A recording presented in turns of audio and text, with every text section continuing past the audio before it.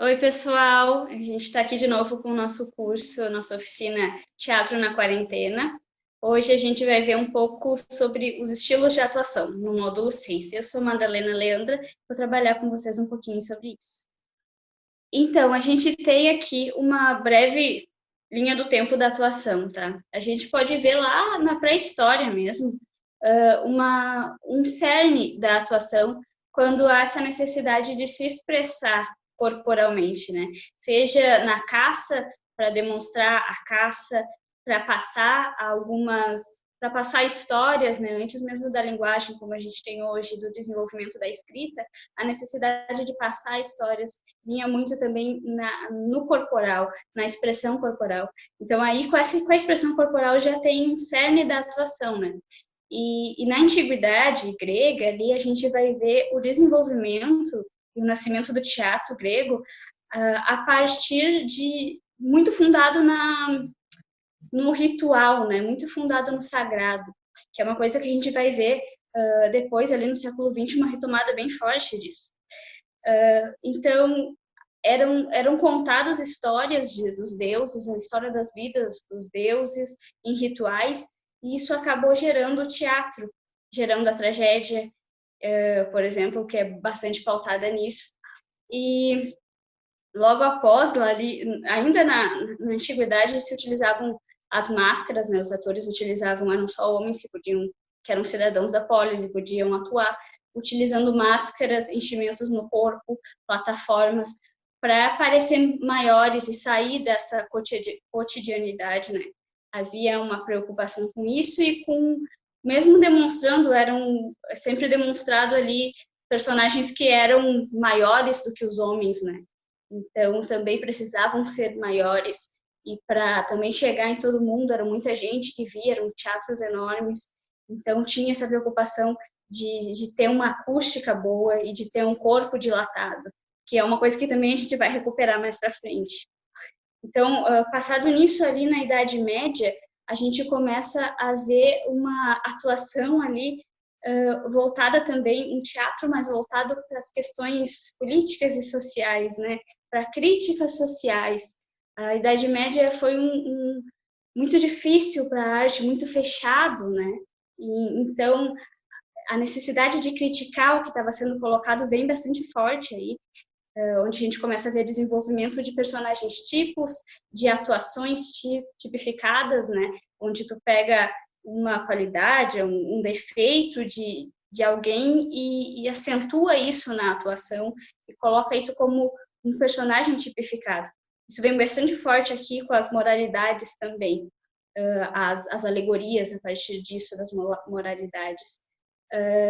E depois, no Renascimento, a gente vai ter ali na Inglaterra Shakespeare, com ainda as mulheres não podendo atuar, com os personagens femininos sendo interpretados por homens vestidos de mulheres, né? Em drag, dress as a girl. E, e daí a retomada disso que tem na Idade Média continua ali na Itália com a comédia dell'arte, né? Que traz muito da comédia, traz muito da crítica social que vem da Idade Média, né? Muitos personagens mais tipificados, as companhias eram familiares e itinerantes, então, por isso, por serem familiares e itinerantes, acabava que sempre alguém se especializava, cada um se especializava em um personagem e a vida inteira ia desenvolvendo esse personagem. Isso vinha muito do porte físico também, né? Porque, por exemplo, os personagens de alguma classe social mais alta normalmente possuíam corpos mais cheios para mostrar, de certa forma, que eles tinham mais do que os outros, né? Os personagens de classes sociais mais baixas normalmente eram corpos mais esguios.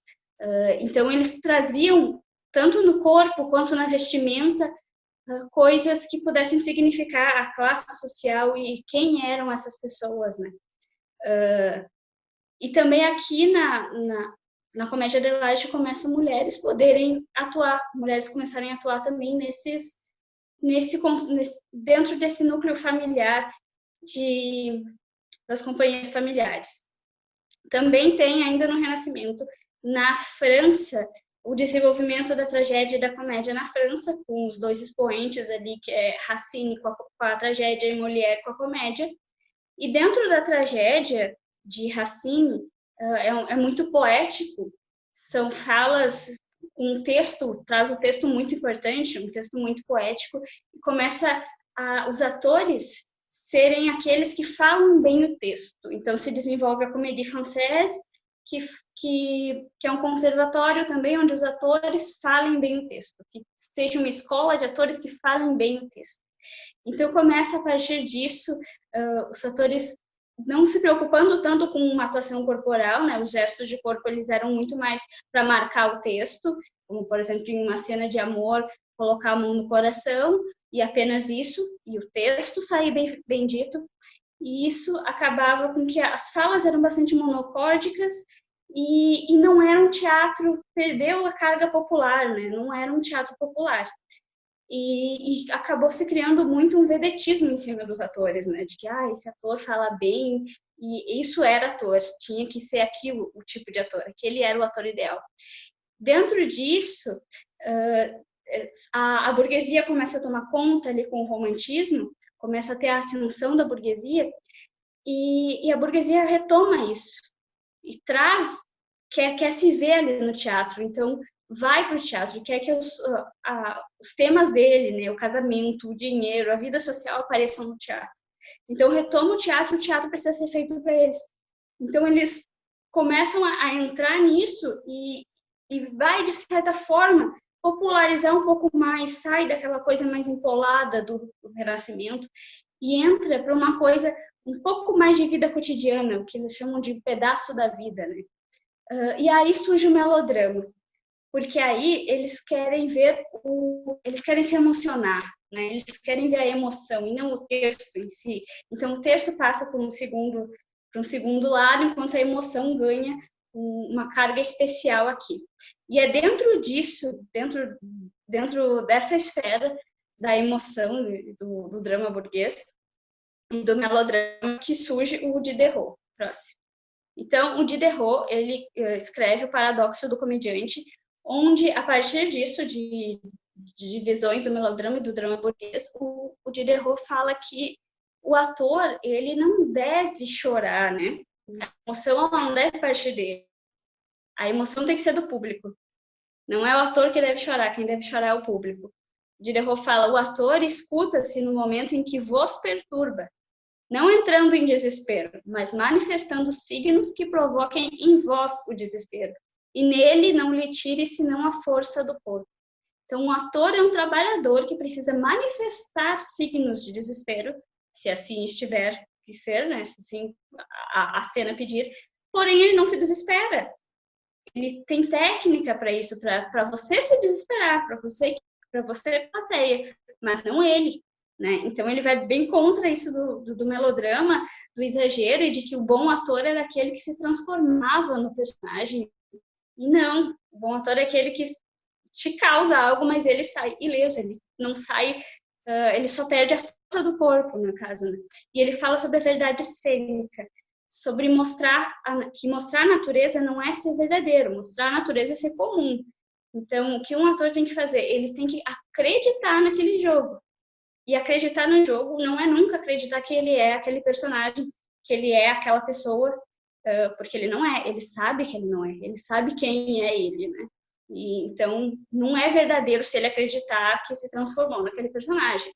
Então, a verdade é ele entrar no jogo, saber qual o papel dele ali e acreditar nesse jogo. É como a gente, quando é criança e brinca, a criança não pensa que não acredita que se transformou na mãe da boneca. Sabe que não é. Sabe que a boneca não é um bebê de verdade.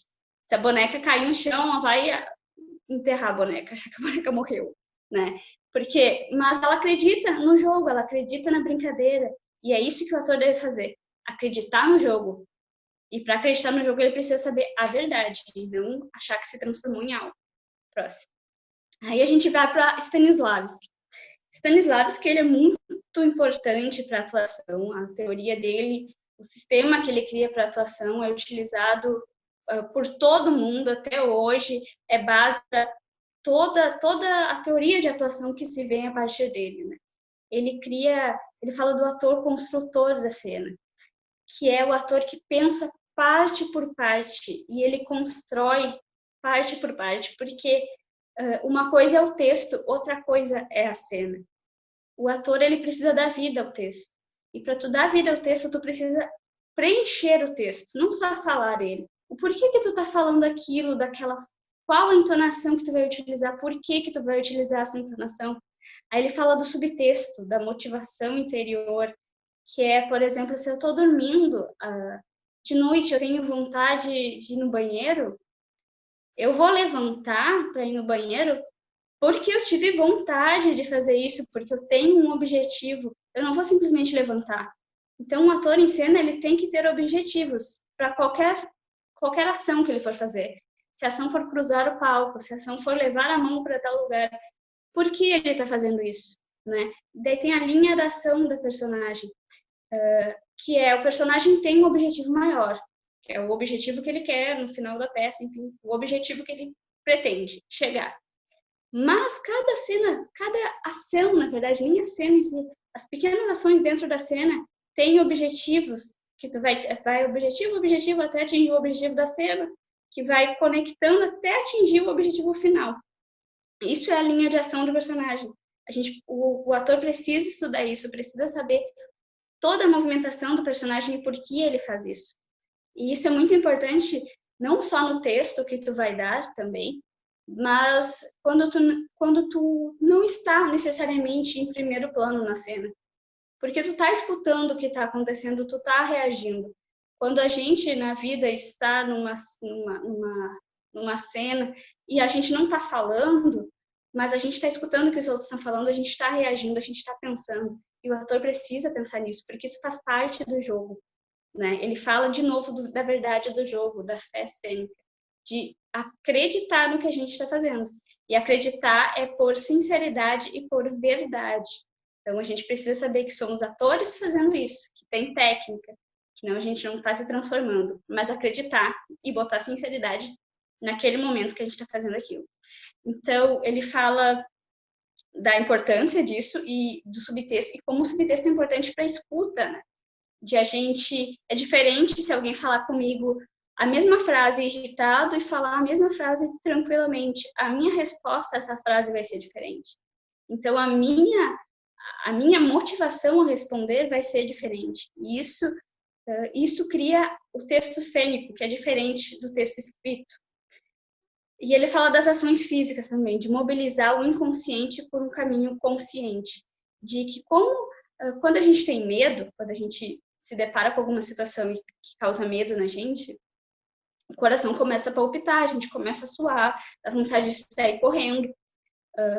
E ele fala como é que a gente vai chegar nessa emoção, chegar no medo, de uma maneira que seja crível, né? Real, verdadeira, dentro do jogo. Então, ele usa as ações físicas. Como é que a gente pode acelerar o coração? Será que se a gente fizer uma corrida antes, fizer umas ações rápidas, a gente consegue acelerar o coração?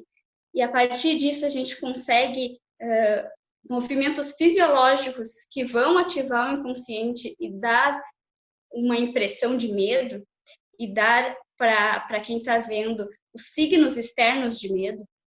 Então, ele trabalha com isso, com as ações físicas, para mobilizar o inconsciente por um caminho consciente. Próximo. A gente vê o Gordon Craig, que é contemporâneo do Stanislavski. Ele vai falar uma coisa que não é muito bem compreendida na época que ele fala, pega um pouco mal, assim, mas a gente vai conseguir compreendendo depois com o trabalho de outras pessoas. Ele é muito importante, mesmo que ninguém tenha compreendido, não tenha sido compreendido na época. Ele fala que ele produz o texto O Ator é a Marionete, e ele fala que a arte não pode permitir o acaso. E o ator é acidental, é um corpo humano, é acidental. Então, ele diz que para a gente conseguir o teatro, a gente tem que matar o ator. E isso não cai muito bem, né? Como é que a gente vai fazer isso? Como é um teatro sem ator, vai matar o ator? Enfim, ele tenta explicar, ele fala que a super marionete, ela não vai competir com a vida, né? Mas ela vai para além da vida. Então, o ideal da super marionete não é a carne e o osso, mas é o corpo em êxtase. É buscar se vestir de beleza mortuária e, ao mesmo tempo, exalar espírito vivo. Então, ele fala, quando ele diz do matar o ator, é ir além do que o corpo racional propicia. É conseguir trabalhar tanto em cima corporalmente, a ponto de conseguir desligar ou deixar o mínimo funcionamento do racional, para deixar que o inconsciente invada o corpo, que é um trabalho que depois vai voltar com Grotowski, vai voltar com Artaud, que a gente vai ver mais para frente, muito forte. Então, é muito importante a fala dele e esse pensamento dele, que já é um retorno ao sagrado também. Ele fala sobre a esfinge e essa super marionete, como, por exemplo, a esfinge, que é algo que aterroriza, né? No campo do, como a gente viu antes na disciplina, na aula de estética, a coisa do sublime é muito maior que a gente, aterroriza. E ele quer que o corpo seja assim, o corpo em êxtase, a ponto de a gente não compreender o que está fazendo, né? De causar um terror, de certa forma. Próximo. Aí a gente chega em Brecht. Brecht, ele fala do ator como um agente de revolução, um ator como crítico de si, um ator que reflete sobre as suas ações na vida e no palco, e traz as suas ações da vida para o palco. Ele não acredita que um ator, que em arte tem que ter posição política, ele não consegue ver a arte separado de política. Para ele, precisa ter, o ator, o artista precisa ter um posicionamento, porque ele precisa pensar criticamente sobre o mundo que ele está, para agir e para mudar e para promover revolução, para promover uma reflexão e um pensamento para mudar o que está acontecendo.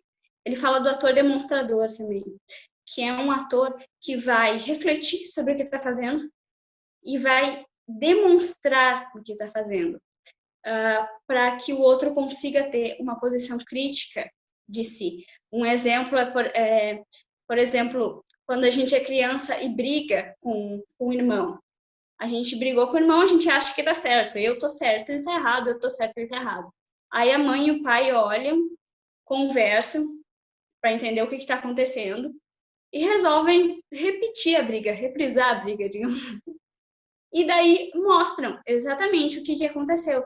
Depois deles escutarem, pensarem sobre e refletirem e terem uma opinião, cada um, sobre o que aconteceu.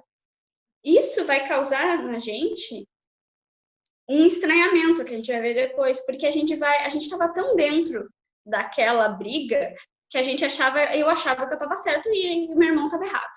Então eu estava muito dentro daquilo, eu não conseguia me distanciar para ver o contexto geral.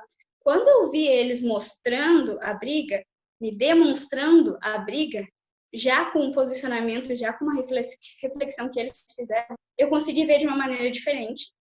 E eu consegui ver que talvez eu não estivesse certo, ou talvez eu estivesse. Mas é isso que o ator precisa fazer. Ele precisa pensar sobre o que aconteceu, sobre o que ele vai colocar, e mostrar de uma maneira distanciada, de uma maneira que o outro consiga refletir sobre o que está sendo feito, né? Então ele fala que tu, ator, deve, antes de todas as outras artes, dominar a arte da observação. Pois o importante não é qual a tua aparência, mas sim o que tu vistes e o que tu mostras. Interessante é aquilo que sabes. Será observado para saber se sabes observar bem. Isso é o mais importante, observar e mostrar. Ele fala da fixação do não, porém, que é mais importante, na verdade, do que o que tu mostra, o que tu escolhe mostrar, é tudo o que tu deixa para trás ao escolher mostrar aquilo. Ou seja, quando tu diz um não, mais importante do que o não que tu disse, são todos os sims que tu deixa para trás para dizer aquele não. Isso é o mais importante. Toda a atuação, quando tu escolhe abrir uma porta, nessa ação de abrir a porta, tu tem que conseguir, como ator, mostrar todas as portas que tu resolveu não abrir, todas as outras alternativas que tu tinha, mas mesmo assim tu preferiu essa. Isso, se tu conseguir mostrar isso, é que tu vai conseguir gerar a reflexão. E a questão do distanciamento, que eu tinha falado antes, de colocar aquilo que às vezes a gente está muito dentro e não consegue ver de uma maneira que rompa essa ilusão, de que a gente perceba, opa, aquilo que estão me mostrando, na verdade, é o que eu estou vivendo, mas às vezes a gente está tão dentro e não consegue ver. Então ele produz um teatro e ele quer um tipo de atuação que mostre isso, que distancie as pessoas, que mostre, olha, eu realmente estou te mostrando isso, eu não estou tentando te enganar, isso não é uma ilusão de teatro, isso é uma demonstração de algo que está acontecendo. E isso evidencia o gesto social, que é uma coisa muito importante no Brecht. O que é o gesto social? São gestos, ações físicas que evidenciem que evidencia a classe social, que evidencia alguma coisa disso de classe social, como por exemplo, posição social, né? Por exemplo, um homem que vivia na rua perto de um lixo e tinha muitas moscas em volta, né? Então ele vivia sempre abanando a cabeça, assim, abanando o ar para poder sair as moscas. E quando ele, anos depois, ele consegue subir na vida e ele, sei lá, tá lá num banco, mesmo assim, ele continua com esse gesto. Esse gesto não sai dele. Esse gesto é um gesto social que evidencia de onde ele veio, que evidencia uma posição social primeira dele. Isso tem muitas outras, como, por exemplo, o próprio ato aquele de tirar o dinheiro de dentro do sutiã pode ser um gesto social. Então, o distanciamento precisa evidenciar isso, porque a gente precisa olhar para aquilo e entender por que aquilo está sendo colocado, porque é para a gente refletir. Próximo. O Arthur.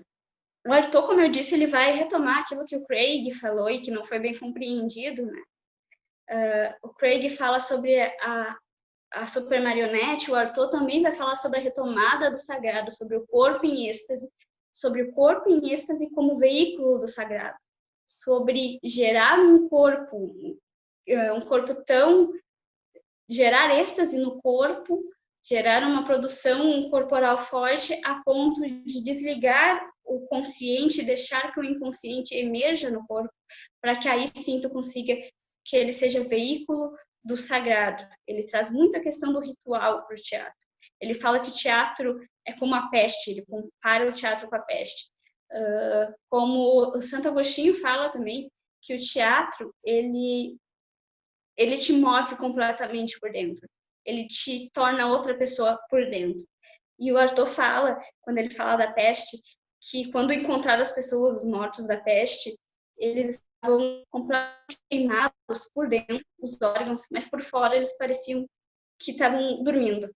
E ele disse que o teatro é assim, o teatro te corrói por dentro, por mais que por fora não pareça. E ele fala também sobre a força febril de contágio, esse contágio forte que tem na peste e como isso é trazido para o teatro, porque o teatro tem esse poder de força febril de contágio, de levar uma transformação na coletividade. E ele fala que o domínio do teatro não é psicológico, mas é plástico e físico. Então, o ator, ele, acima de ter que trabalhar psique e trabalhar o personagem como ele é por dentro, ele tem que trabalhar o corpo para deixar que o corpo emerja as mensagens, porque vai sair dali do corpo, do inconsciente tornado carne, e não de pensar tanto e tentar passar de uma maneira psicológica as coisas.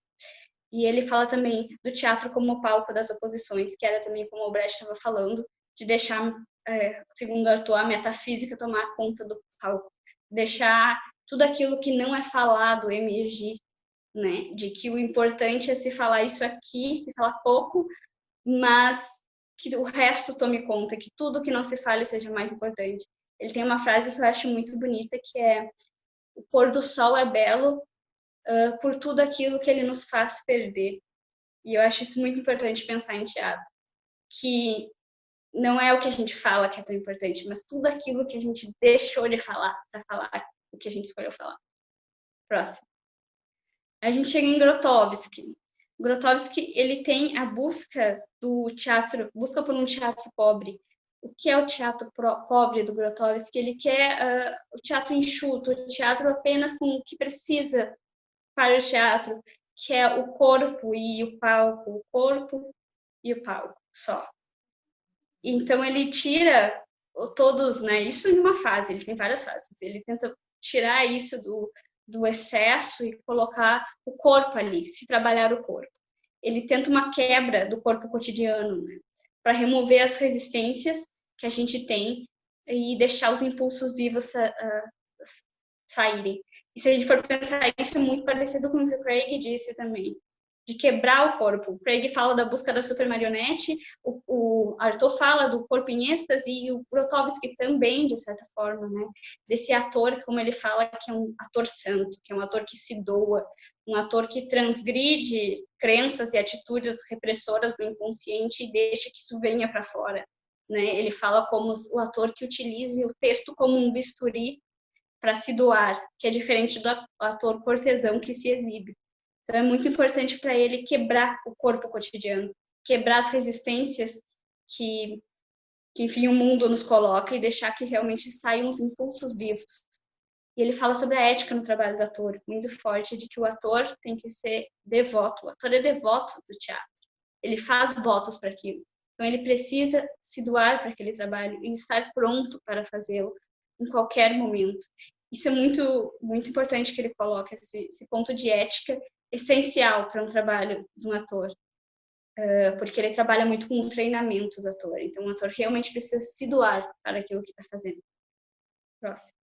E o Eugênio Barba, que vai pegar tudo isso que foi falado e vai colocar de uma forma que, como dentro da pré-expressividade, né? Ele planeja um treinamento do ator com base em tudo que já foi falado até agora, para ter um corpo vivo, um corpo dilatado, um corpo decidido, um corpo pronto para a cena. Percebam, é a pré-expressividade, é antes de se expressar. Antes de o corpo poder se expressar em cena, ele precisa estar preparado, ele precisa estar vivo, dilatado, decidido, pronto. E para isso é muito necessário um treinamento corporal do ator, para que ele esteja com potência, com vontade de potência, para exercer presença na cena, né? Para que o corpo esteja mente, que seja um corpo, uma mente incorporada, que seria essa presença. Ele fala de novo da ação real, que a ação ela precisa ser real, mas não precisa ser realista por ser real. Tu tem que aquilo de eu acreditar no jogo, né? Eu não preciso beber água para que essa ação seja real. Eu não preciso, desde que esteja dentro do jogo, eu não preciso fazer uma ação realista. É como se fossem regras do jogo. Se o jogo não é realista, para ter verdade, eu tenho que acreditar nesse jogo, para esse jogo ser real. E não preciso ser realista para ser real. Ele faz essa cênica da potência, da importância de se estar inteiro e estar decidido em um corpo vivo e dilatado ali, para que aí possa se dar a cena e se dar o jogo. Próximo. E falando de performance que muda totalmente, que é outros tipos de atuação, a performance, a gente tem a persona e o personagem, né? Eu aqui, por exemplo, estou numa persona.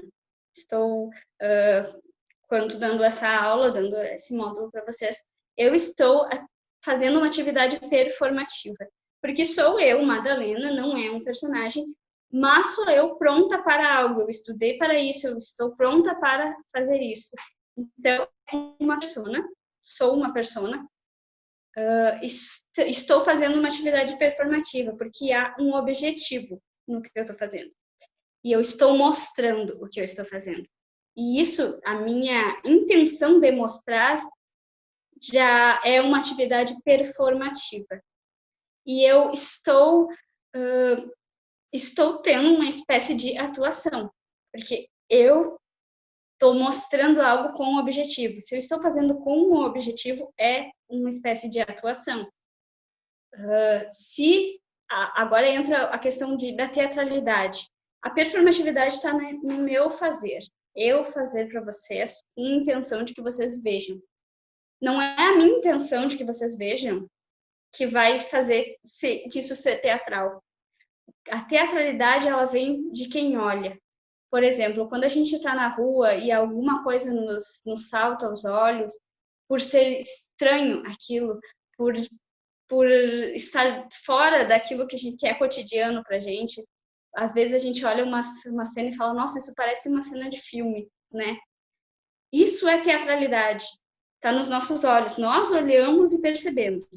A pessoa que está fazendo aquilo não necessariamente está tendo uma atitude performativa, não necessariamente ela está mostrando aquilo para que a gente veja.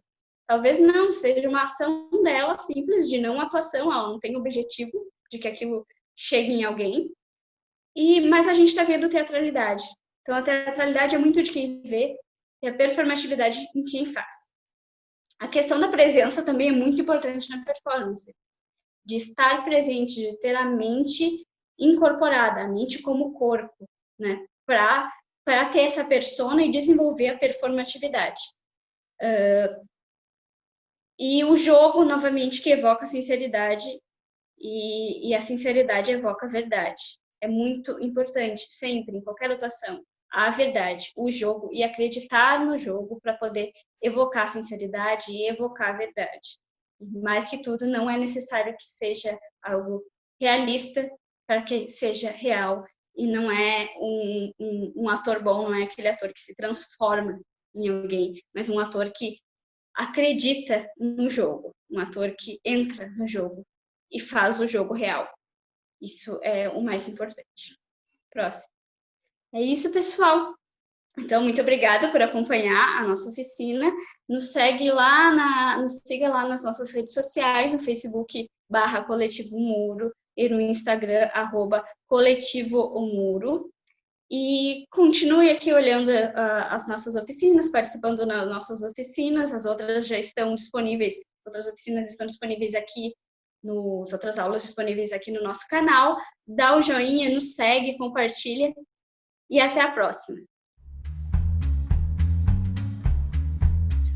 Curtiu o vídeo? Então deixa o like aqui embaixo e se inscreve no canal para não perder as próximas aulas. E se você quiser saber mais sobre o assunto, aqui embaixo na descrição do vídeo tem a bibliografia e alguns links de materiais. Então até semana que vem. Tchau!